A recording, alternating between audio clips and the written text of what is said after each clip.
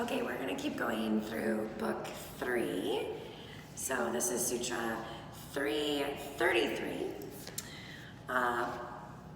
Pratibatva sarvam, or from an intuitive flash, all knowledge. So essentially, samyama on your intuitive space allows you to have all of the knowledge and to recognize that you have all of the knowledge and that you know all that you're supposed to already know.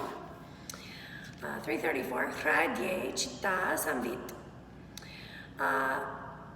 or samyama on the heart, complete knowledge of the heart-mind. So I love that it says heart-mind and not just your heart. I mean, the idea is that the heart is the seed to the mind, and when we have an open heart, the mind is open and clear and free and allows us to be willing to open these doorways and windows that we wouldn't normally even consider opening. One of my favorites. So, sattva parushayaho atyanta samkurnayaho pratyaya avisesha boga para artadvat sva arta samyamit parushajnanam. I'm going to read this whole thing because I think it's really cool, and then I'll chat a little bit. Experience is a pratyaya that does not distinguish between sattvic, so sattvic buddhi, and parusha, which are absolutely distinct from samyama on that which has its own purpose, parusha. This is essentially individual agenda, even individual soul's agenda,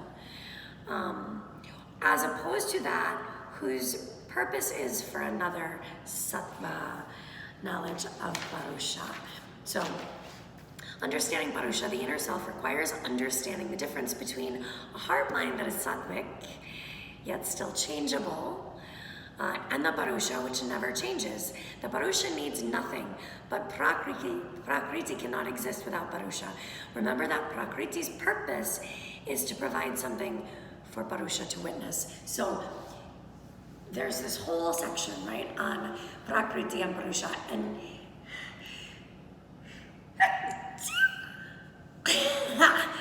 bless you, that the prakriti only exists for the experience of the parusha. So we create the environment that we live in, and that only exists for us to live and learn and have those experiences. And then it goes on to say that prakriti is there not only to give us the experience, but then to also liberate us from the experience. So we're constantly learning these karmic lessons, right? We're constantly learning.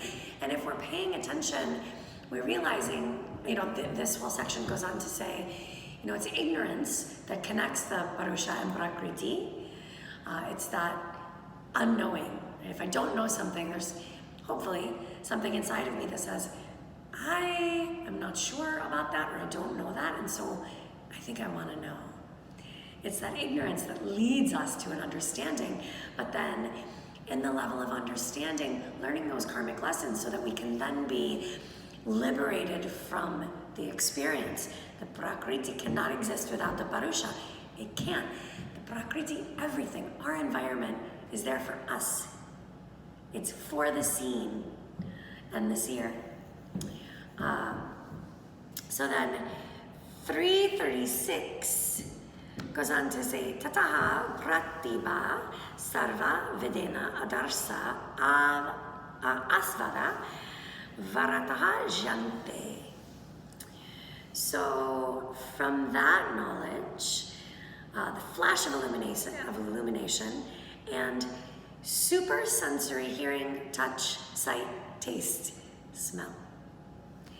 So this is where, in Satchidananda, he'll call this cosmic powers, right?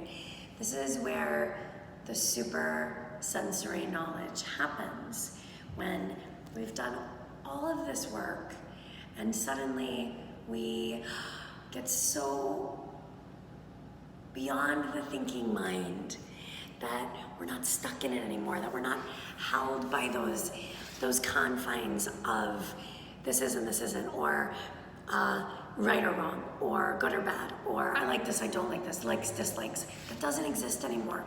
And that open-mindedness that allows us to hear, feel, see beyond what's tangibly right in front of us.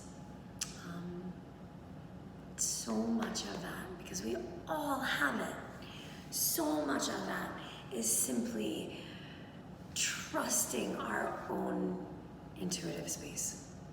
We all have it.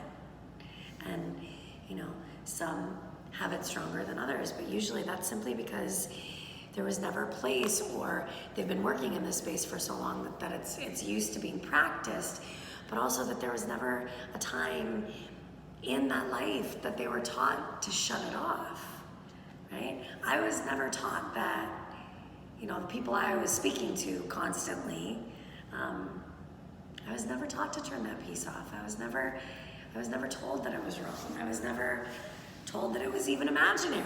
I remember being a child and me just having conversations with things that were there, but were not there. And having amazing parents that just went with it, not ever saying this is wrong or this is weird or this is, and even as a teenager, I just never, I never surrounded myself with people that thought it was weird. They thought it was cool, but not weird. Again, we all have that. We all have intuition. It's that little voice that talks to us all day long, really all day long, and stopping to pay attention. It's that voice that says, don't turn that direction, you're gonna knock the glass off the counter, and you turn the direction and knock the glass off the counter. But why, in that moment, did we not actually listen to that voice? As silly as that thing may seem, it happens with all the bigger things as well. It happens with relationships, it happens with jobs, it happens all the time. And yet, so much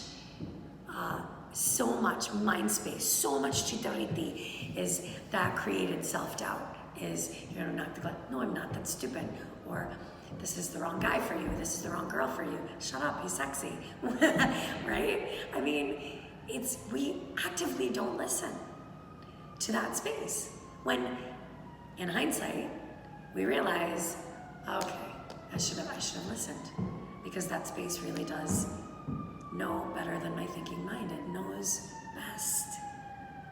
Just listen to what you know and be open to seeing beyond what's in front of you and to feeling and hearing beyond what you can see and tangibly feel. Shanti, shanti. Stay in your sutras always. Stay in your books. I don't care how long you've been practicing. If you come out of being a student, you lose so much. Always, always be learning. Always be in your space of study. Svadhyaya, right? Okay, shanti.